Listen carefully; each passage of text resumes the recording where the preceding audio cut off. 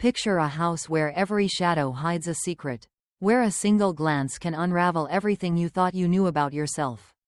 It's the kind of place where the air feels alive, charged with whispers of forbidden desires you'd never admit aloud, until one moment.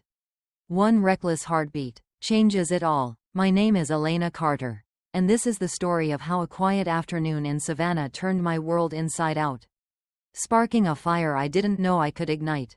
This isn't a tale of heroes or villains, it's a raw, tangled dance of guilt, longing, and lines crossed in the dark. So, lean in, because this story will pull you under and hold you tight. It was a humid afternoon in Savannah, the kind where the heat wraps around you like a heavy quilt, coaxing the scent of magnolias into the air. I was 41, married to Richard, a retired accountant who filled his days with model trains and golf, leaving me to tend our rambling Victorian home. Our marriage was steady, comfortable, but somewhere along the way, I'd become more caretaker than wife. My days a blur of chores and solitude. Richard's son, Liam Hayes, had moved in a month ago, a 24-year-old searching for a job after college. His presence a jolt to the quiet I'd grown used to. Liam was Richard's from a previous marriage, a stepson I'd known since he was a teenager. But now, he was a stranger, a man whose confidence filled the house like a storm. I was tidying my bedroom, the windows open to catch a faint breeze.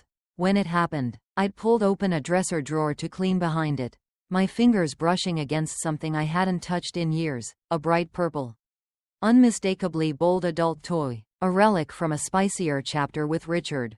I laughed to myself, grabbing it to move it aside, not thinking twice about the open door.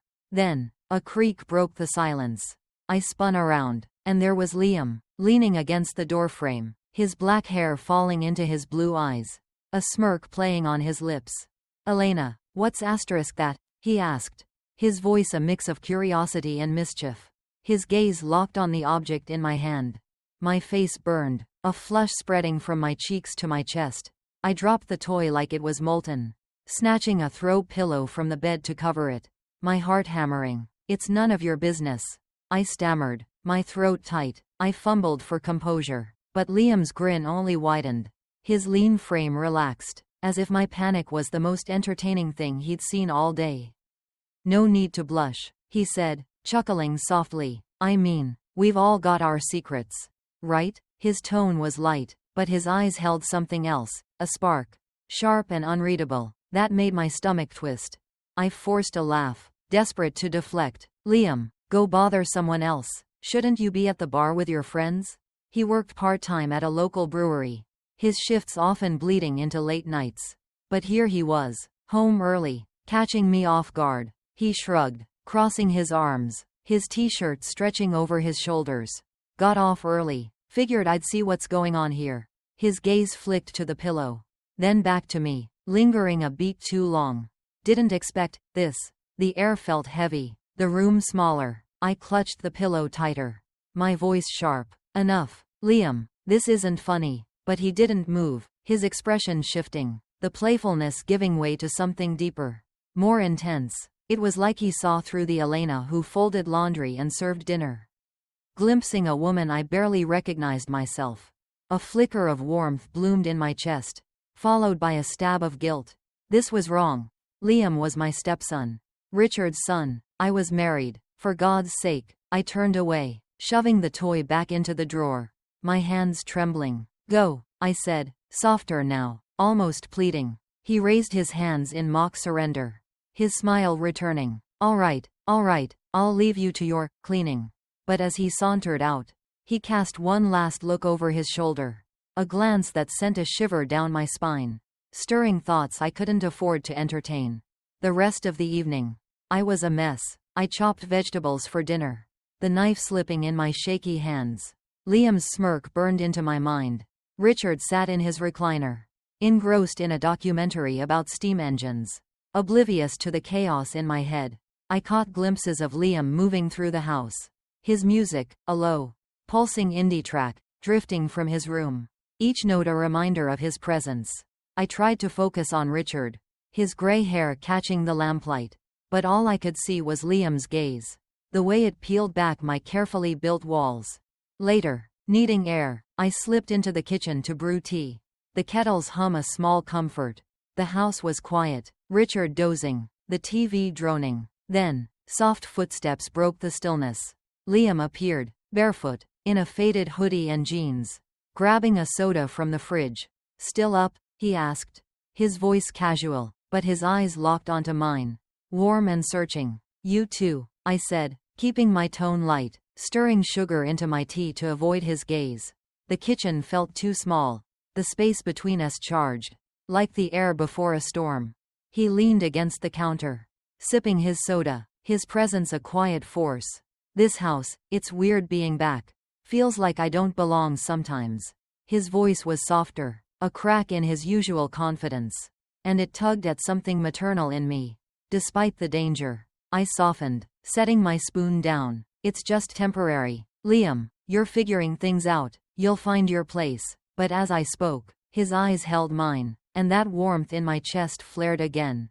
Reckless and uninvited. He smiled, a small, genuine curve of his lips. "Thanks, Elena. You always know what to say." He stepped closer, just enough to make my pulse quicken. And I caught the faint scent of his cologne. Cedar and clean sweat. "You're different, you know, not like anyone else." I laughed nervously, stepping back. "Flattering, but I'm just me." I turned to the sink, rinsing my mug, but I felt his gaze, steady and unrelenting. When I looked back, he was still there, his expression unreadable, the silence between us heavy with possibility. "Good night, Liam," I said, my voice barely steady, and fled to my room. The tea forgotten, lying beside Richard's snoring form. I stared at the ceiling, my heart racing. Something had shifted, a line blurred, and I knew, deep down, that this was only the beginning of a fire I wasn't sure I could control. The savannah night was restless, the hum of crickets weaving through the open windows of our Victorian home. But it couldn't quiet the storm brewing inside me. I lay beside Richard, his snores a steady rhythm, while my mind replayed that moment in the kitchen. Liam's blue eyes, sharp and searching, his words "you're different" cutting through my defenses. I was Elena Carter, 41. Married to a man whose world revolved around model trains and golf. Leaving me to navigate the emptiness of our life alone. Liam Hayes, my 24-year-old stepson, was supposed to be a temporary guest, a young man finding his way. But that afternoon, when he'd caught me with that absurd purple toy, his playful smirk had sparked something dangerous, a warmth I couldn't shake. A line I was terrified to cross. I'd fled to bed, but sleep was a stranger. The weight of his gaze lingering like a forbidden promise. Morning crept in, heavy with humidity, the scent of magnolias clinging to the air. I busied myself in the kitchen, brewing coffee, its bitter steam a faint anchor. Richard shuffled in, muttering about a golf game, oblivious to the chaos in my head. Liam was out, likely at a job interview. His absence both a relief and a pang. I tried to focus on chores, dusting shelves, folding linens, but every task felt hollow. My thoughts drifting to Liam's voice, the way he'd leaned against the counter, close enough to feel his warmth. When Liam returned, his footsteps light on the hardwood. I was in the dining room, polishing silverware. He dropped his keys on the table, his t-shirt slightly rumpled, his black hair tousled from the breeze. "Hey, Elena," he said, his smile easy but his eyes sharp, like he could see the battle I was fighting. "Interview went okay. Might have a shot at a brewery gig."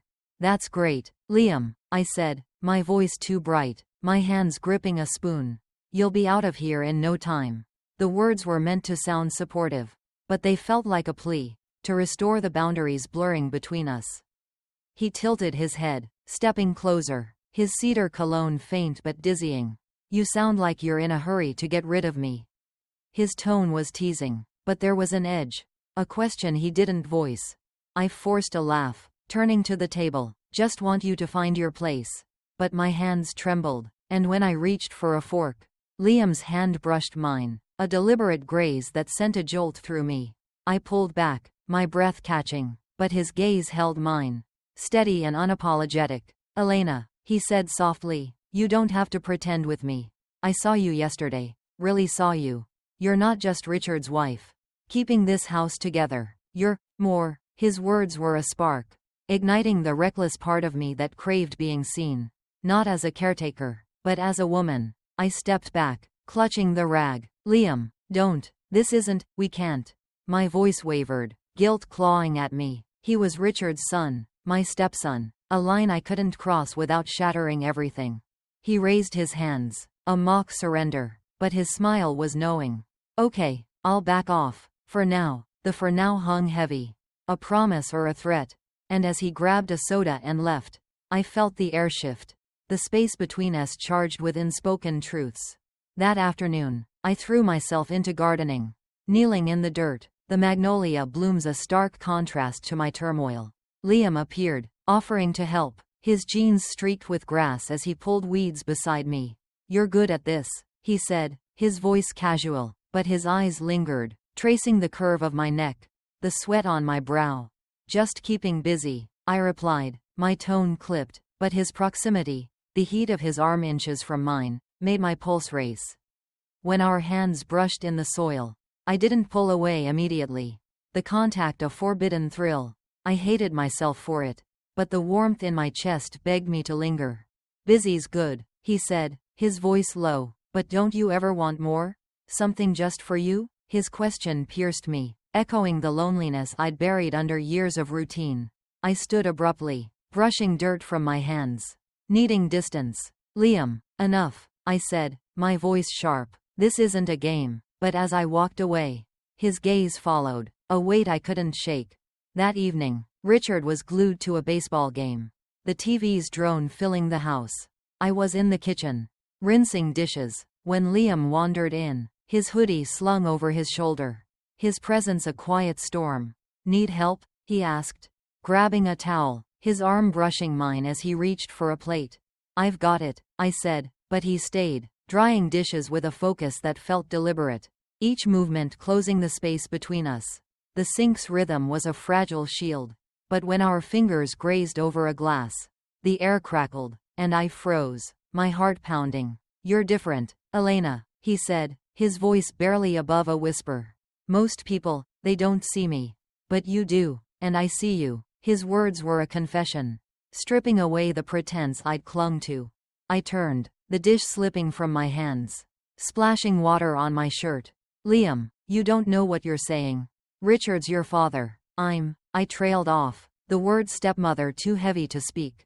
He stepped closer, the towel forgotten. I know exactly what I'm saying.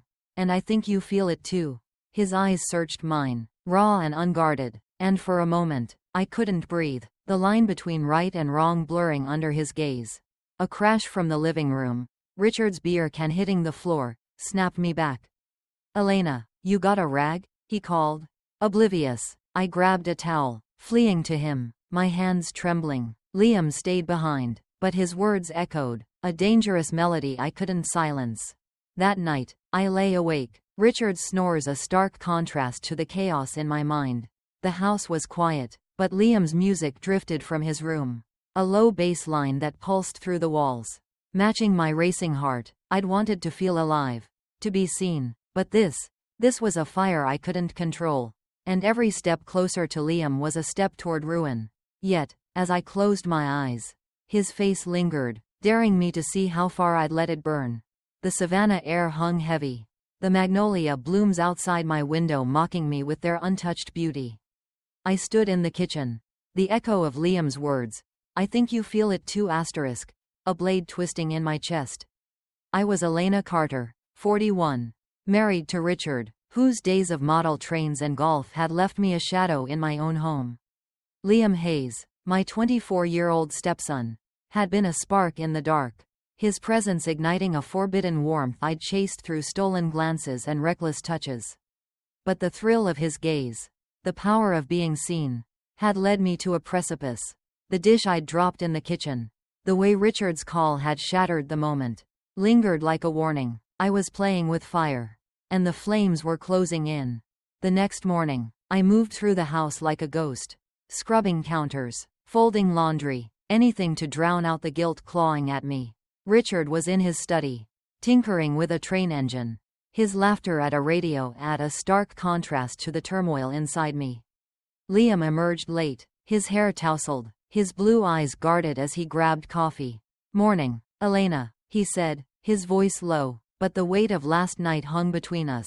Unspoken but suffocating. "Morning," I mumbled, avoiding his gaze, my hands trembling as I sliced fruit. I wanted to tell him to stop, to leave, to erase the lines we'd blurred. But the words stuck, trapped by the part of me that still craved his attention. He leaned against the counter. Too close, his cedar cologne a quiet assault. "We need to talk about last night," he said, his tone soft but firm, like he'd made up his mind about something I wasn't ready to face. I shook my head, my knife slipping, nicking my finger. A bead of blood welled up, and I cursed under my breath. Grabbing a towel, "There's nothing to talk about, Liam. It was a mistake," but my voice cracked, betraying the lie. The warmth of his presence, the way he saw me, was a drug I couldn't quit. He reached for my hand, his touch gentle as he inspected the cut. "You keep saying that, but you don't mean it. I see it in your eyes, Elena." His fingers lingered, a spark that made my breath hitch. And for a moment, I let myself feel it, the pull, the danger, the life I'd forgotten I could want. Richard's voice boomed from the study, "Elena, where's my screwdriver?" And I yanked my hand back. The spell broken, I fled to fetch the tool, my heart pounding. Liam's gaze weighed on my back. That evening, Richard stayed up late, watching a golf tournament, and I avoided Liam, retreating to the garden, the dirt under my nails a grounding force. But when I looked up, Liam was there, his silhouette framed by the porch light, his expression unreadable. "We can't keep doing this," I said, standing, my voice barely steady. "You're Richard's son, I'm his wife. It's wrong." He stepped closer, the gravel crunching under his boots. "Wrong? Maybe, but it's real, Elena. I've never felt this alive. And neither have you." His honesty was a knife, cutting through my defenses, and I hated how much I wanted to agree. I turned away, tears pricking my eyes. "You don't understand what's at stake. If Richard finds out, it'll destroy him. It'll destroy us all." But even as I spoke, the loneliness I'd carried for years screamed for me to lean in, to let the fire burn. He reached for my arm, his touch a plea. "Then let me leave. I'll go, Elena, if that's what you want. But tell me you don't feel this, and I'll walk away." His eyes searched mine, raw and vulnerable, and I couldn't lie, not to him, not to myself. I pulled free, my voice breaking. "I can't." The admission hung heavy, a confession that sealed our fate. He nodded, his jaw tight, and walked back to the house, leaving me in the dark. The magnolias silent witnesses to my fall. The next day, our neighbor Marjorie stopped by, her smile sharp as she handed me a casserole. "You and Liam seem close," she said, her eyes probing. "Hope Richard's not the jealous type." Her words were a jolt, a reminder that our secret wasn't invisible. I laughed it off, but panic settled in, a weight I couldn't shake. That night, Richard came home early, his face drawn, a stack of mail in his hand. "Elena, Liam, we need to talk," he said, his voice cold, sending ice through my veins. We gathered in the living room, the air thick with dread. Richard held up a credit card bill, his hands trembling. "Late-night coffee runs, Elena, with Liam?" I checked the timestamps. "Explain this." My stomach dropped. They were innocent trips, excuses to talk, but the truth behind them was damning. "It's nothing, Richard," I said, my voice hollow, "just keeping him company." Liam's voice was steady. "Dad, you're overreacting. It's just coffee." But his calm only fueled Richard's anger. "Don't play me for a fool," Richard shouted, slamming the bill on the table. A vase tipped, shattering, the sound a mirror to my fracturing world. "I see the way you look at her, Liam, and you, Elena. Do you think I'm blind?" Tears burned my eyes. "Richard, I swear, it's not what you think." But my silence, my trembling hands, told a different story. He laughed, a bitter sound. "Not what I think. My wife and my son. Sneaking around? Get out, Liam, now." His voice broke, hurt replacing rage, and it cut deeper than any accusation. Liam stood, his expression hard. "Fine, but don't act like you've been here for her. Dad, you checked out years ago." His words were a truth I'd buried. And Richard flinched, his face crumpling. I stepped forward, my voice shaking. "Stop, Both of you. Richard, this is my fault. I let it go too far. The confession was a weight lifted and a wound opened. And Richard's eyes met mine, raw with betrayal. You broke us, he whispered, and turned away, leaving me with the wreckage. Liam packed a bag, his movements mechanical, and I followed him to the porch. Tears streaming. I'm sorry, I choked out, but he shook his head, his voice soft. This isn't over. Elena, you know where to find me. He drove off, his taillights fading into the savannah night, and the silence swallowed me. The days that followed were a haze. Richard barely spoke, his silence a punishment sharper than words. I buried myself in chores. But the house felt haunted. Liam's absence a ghost in every room. A week later, a postcard arrived. No return address, just Liam's handwriting. Elena, I'm in Charleston, rebuilding. I meant what I said. I'll wait. I hid it in a drawer. Its words a lifeline and a curse. Richard and I limped on. Our marriage a fragile truce. But the trust was gone. Standing in the garden, the magnolias blooming despite my ruin. I knew I'd chased a spark to feel alive. But it had cost me everything. Some lines, once crossed, leave scars that never fade. And I'd carry mine forever. A reminder of the fire I let burn too bright. Subscribe to the channel and turn on notifications so you don't miss our exciting stories.